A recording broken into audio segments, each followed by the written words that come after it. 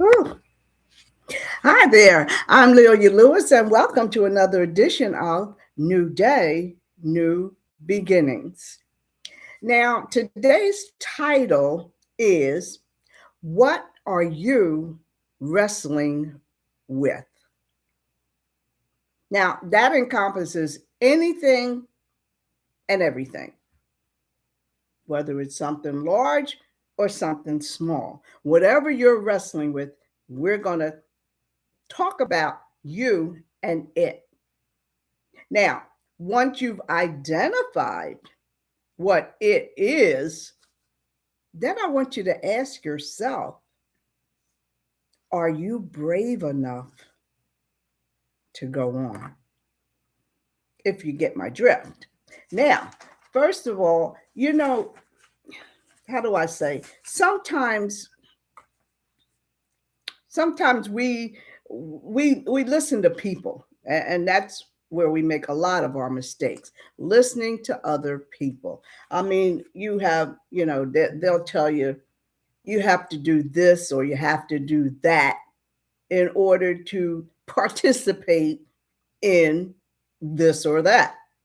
So that's not always the case, but now I know many cases it is. And the main things that come to my mind are things like sororities and fraternities. Yeah, you gotta do this, do that, follow these rules, don't do this for 2 weeks, wear this when you come to class. They got all kinds of rules and regulations and quote qualifications just to get in a crazy sorority or fraternity just to say, I'm a member. And what about those high end social clubs or activities where you got to either pay dues or is always some kind of stipulation? And you know what? It's even in our churches because you know you got to be looking a certain way, especially back in the day. And some churches still have that today. They still have their little cliques going on. I don't know what your church has or where you go, but you know what I'm talking about. I mean, back in the day, yeah, you had to really look a certain way, dress a certain way, act a certain way. Sometimes you had to even talk a certain way. But sometimes we just get too caught up in stuff. And sometimes we get confused about things. And we got too many options nowadays. We've got way too many options, too many opinions, too many choices. And a lot of times you may not know who to talk to. Why? Because you don't know who you can trust. And that's real prevalent today. We don't know who to talk to because we don't know who we can trust. And it feels like it's like you're more, it's just overwhelming. It's just sometimes more than you can actually bear, you know. So it's just, I'm going to go back to myself. I remember back in the day, I'm not going to say what day, but back in the day when we were kids, you did. We got dressed up for church, no doubt. We had Sunday clothes, right? We had the one set of clothes, or maybe two if you're lucky, that we wore just for Sunday. And shoes, one pair of shoes. They were your Sunday shoes. Sunday shoes, Sunday outfit. When you went to church, all you did was put that on, go to church, come home, take it off, and put on whatever, play clothes, everyday clothes, whatever you want to call it. But you took them Sunday clothes off because that was the only time we put them on to go to church. But you know what I learned as I got older, speaking of church, I used to MC different gospel programs, churches, centers. I was at the Met.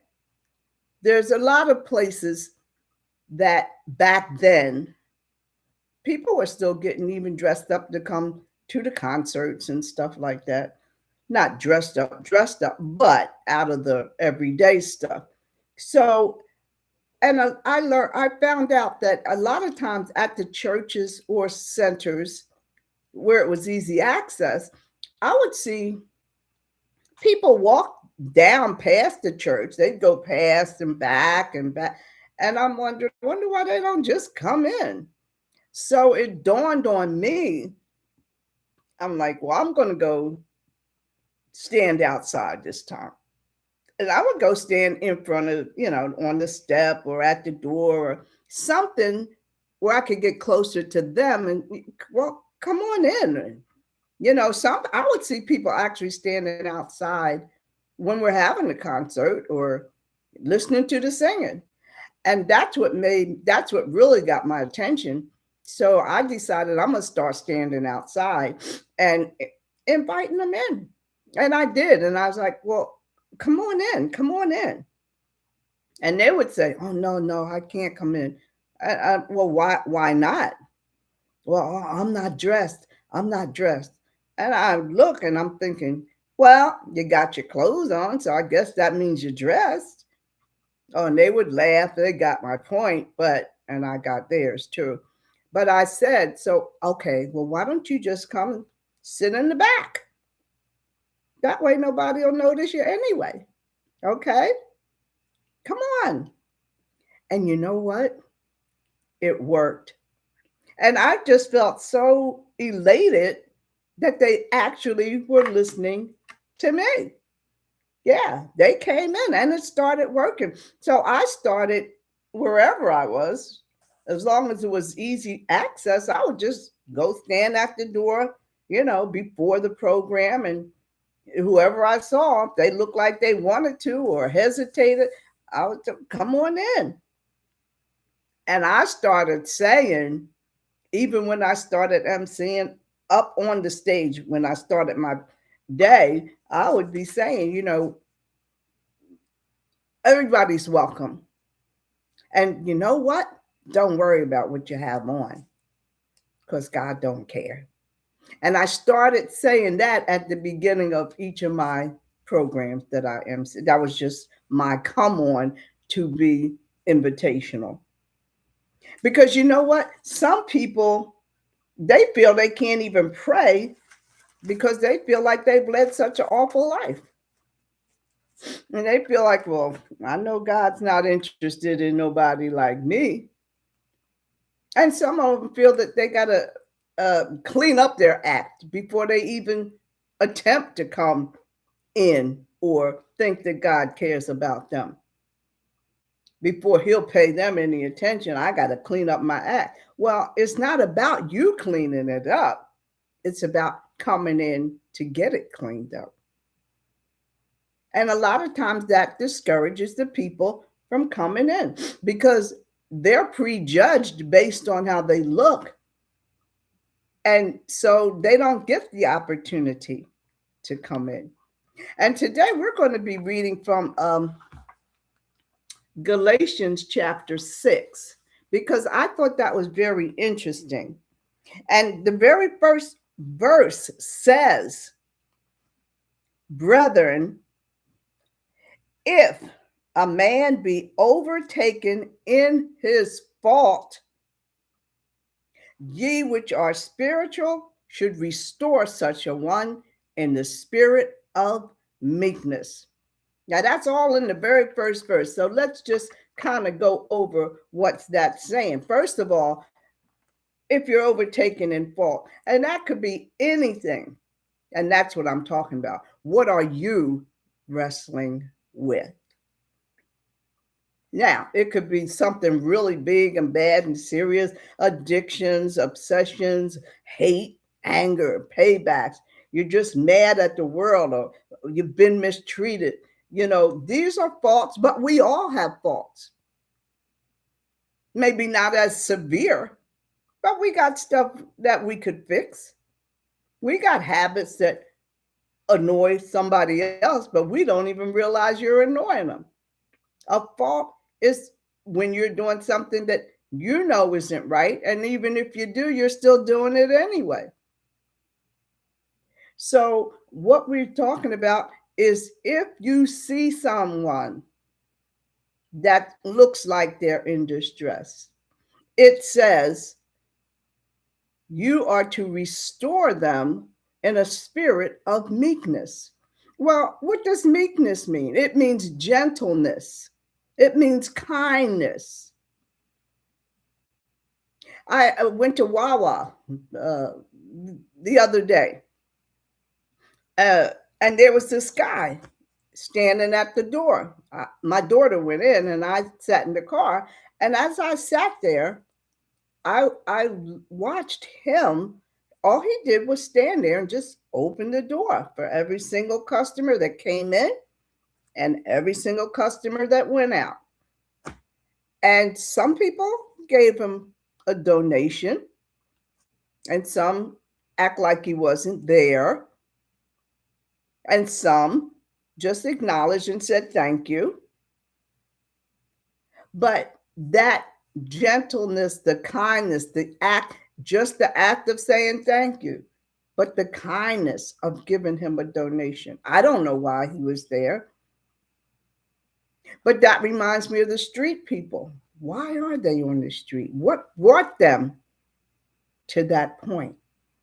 But that's what made me go on the steps of the church or the doors of the centers, because these people were out there, but everybody seemed to be ignoring them. And that's what they means by restoring them, meaning bringing them out of whatever kind of situation they felt like they were in and inviting them in with gentleness and kindness. It says in verse 2, it says, bear ye one another's burdens. Not that you have to take the burden from them, but bear it and listen to them. Just be a friend, be kind. It doesn't cost us anything to be kind. Because look at verse 3. Look at verse 3. It says, for if a man thinketh himself to be something, whether he is nothing, he's deceiving himself. And you know how many times when we see people and we're like, I wonder why they this and I wonder why that, and you go right on about your business. How many people think there's something and they're not? How many times have you looked at somebody and said, now see, they think they something. They think they all that. Remember we used to say that? Oh, they think they are. He think he's all that. She thinks she's all that. And they're nothing. Well, do you think that about yourself? Sometimes you think you're something when you're no better than the person you're looking down on. Maybe in a different way, but you're still looking down on him, but you're not that hot. So you got to take care. That means you're deceiving yourself. It says, for you're deceiving yourself. And to deceive yourself means you're lying to yourself. It's not true because you're not all that, because nobody is. But let every man prove his own work, then he shall have rejoicing in himself alone. So if you're trying to help someone else, just doing what I did, I was helping somebody else, and I felt good about it. I mean, every man, it says in verse 5, has to bear his own burden, and I understand that too. But that does not mean you're not kind. That does not mean you're not gentle to a stranger, not to just because they're your family or your relative or your friend, to a stranger. And verse 7 says, be not deceived. Now, this deceived means don't kid yourself. God is not mocked. Now I'm going to stop right there because to be mocked means to be scorned or mimicked or ridiculed or disrespected or made fun of. Now, that brings me to our current day. We see God being mocked for the past week. God and his son, Jesus, being mocked for the past week. But don't kid yourself. It says, don't be deceived. And that means don't be tricked or lied to, because God don't play.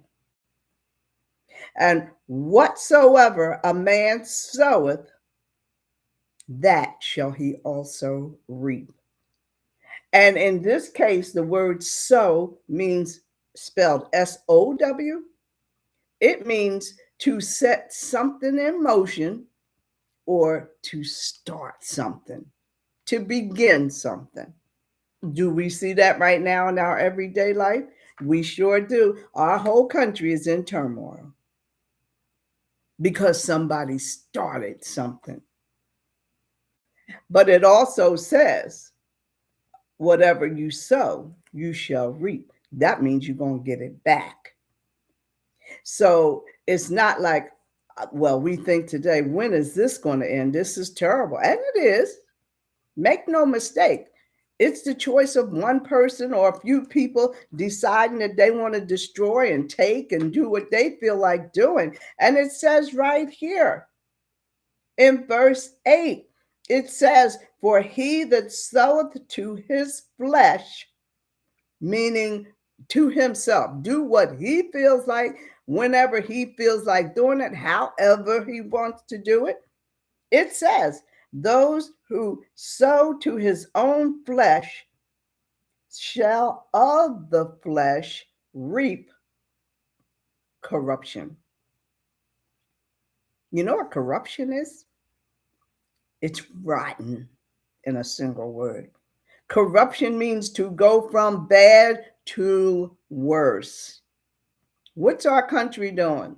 Going from bad to worse at the behest of one or two people.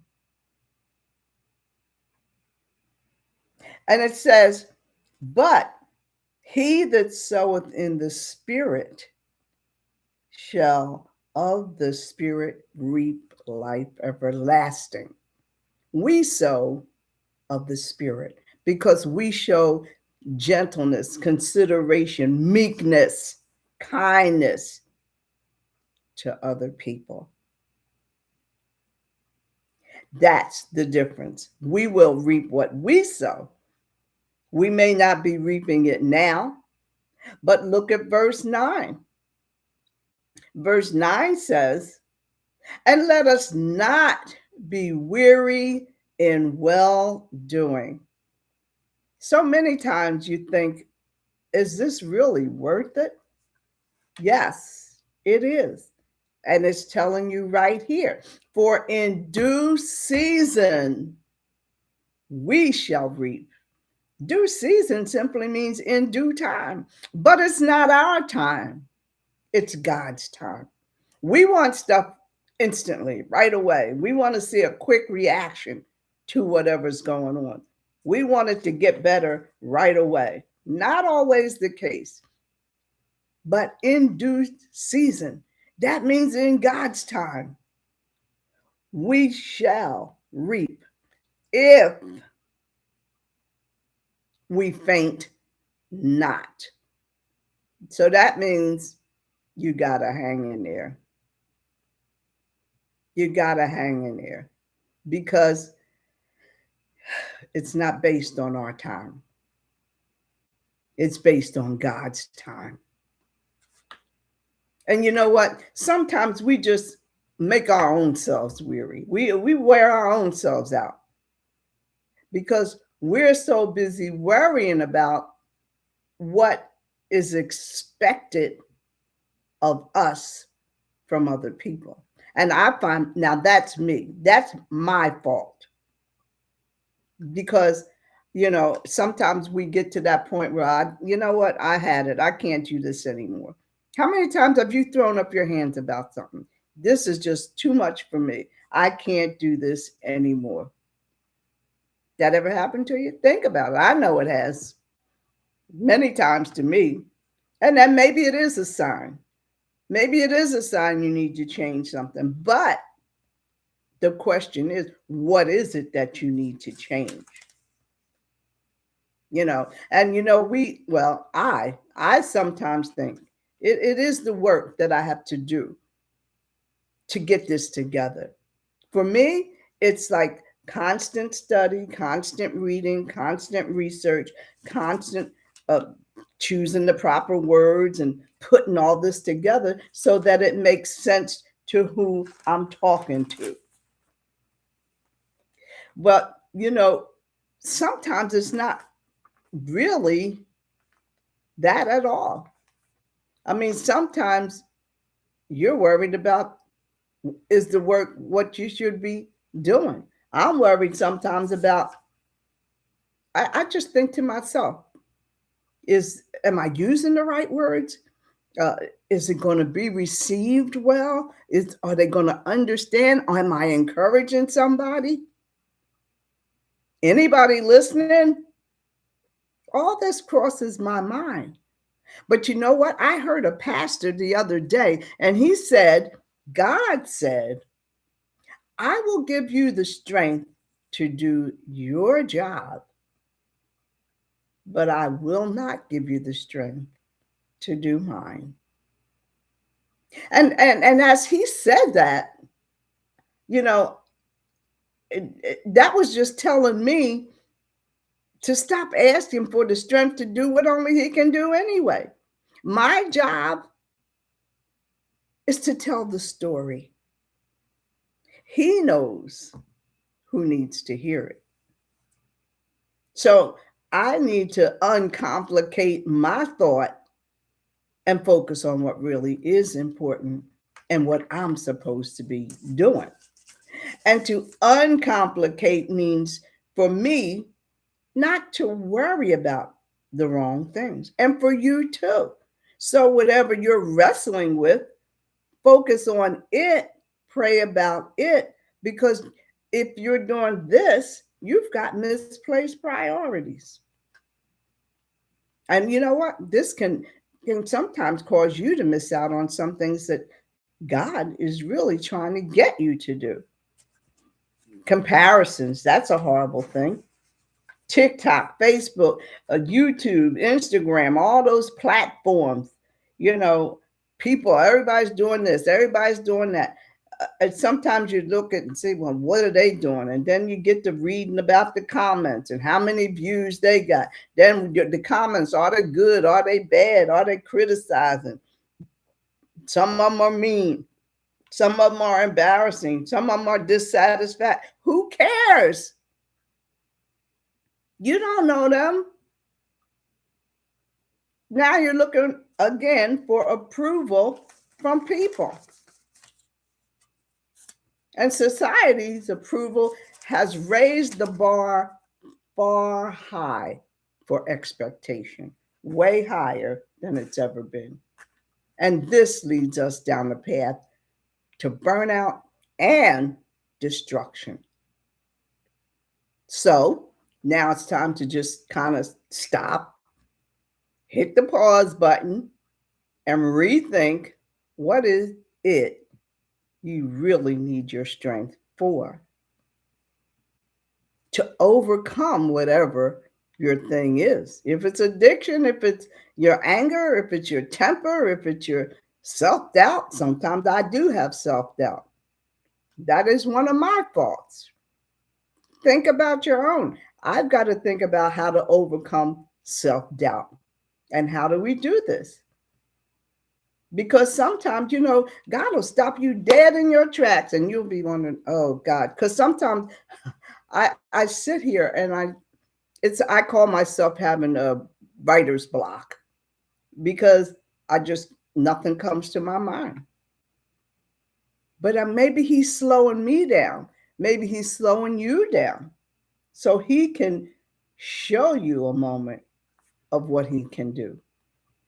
And maybe this is your due season.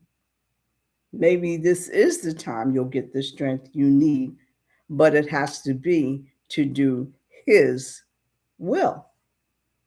And like it says in verse 8, he that soweth to the Spirit with meekness, meaning doing good to other people, who do it to other people for God, then they shall reap of the Spirit. Now, the other thing I'm thinking of is God will always give you the strength to do what he wants you to do. But he's not going to give you the strength to do what he's supposed to do. Now, in Matthew chapter 6:34 says, don't worry about tomorrow, for tomorrow will take care of itself. And each day has enough trouble of its own. So am I tired of the work, or am I tired because I'm worried about tomorrow? How many times do we say, oh, well, I'll just worry about that tomorrow? But, that blocks you as well. Then you say, why am I so tired? And I do. Sometimes I feel, boy, I am so tired because my mind is constantly spinning. And that's not what you want. You don't want your mind to constantly spin. And we do that to ourselves, because I find myself doing it to myself. And it says each day has enough trouble of its own. And I'm already building up trouble for tomorrow because I'm worrying about it today. Now, I'm supposed to be a Christian. Now, if you're supposed to be a Christian, then why are you trying to get ahead of yourself so fast? And that's another issue we have. We're so busy trying to get into the next day. Sometimes we're thinking way out. Why am I weary? Why? Because I'm no longer focused on the good that God has already given me for today. And I'm focusing on the good that I'm worried about for tomorrow. And then I think now we sing and we say, how good God is. And think to yourself, now, if he was good to me last month, last year, yesterday, he's being good to me today because I'm here talking to you. And if God, what do we say? God is good all the time. And what is the other thing we say? And I will bless the Lord at all times. Well, if that's the case, why am we worried? Why are we worried about tomorrow? So I can't plan for tomorrow, and I can't plan, but I can pray about it. So even and sometimes even when you don't know what to pray, you don't have to worry. If God can do all things and is good at all times, then he's already in tomorrow doing what he needs for me to do. So just slow down, take your time, say your prayer, ask for the strength that you need to do what you have to take care of. God will take care of everything else. You do your job and let God be God. And my closing words for today are: peace isn't the absence of problems, it's the presence of God in them. And until next week, I'm Lelia Lewis. Thanks for joining me.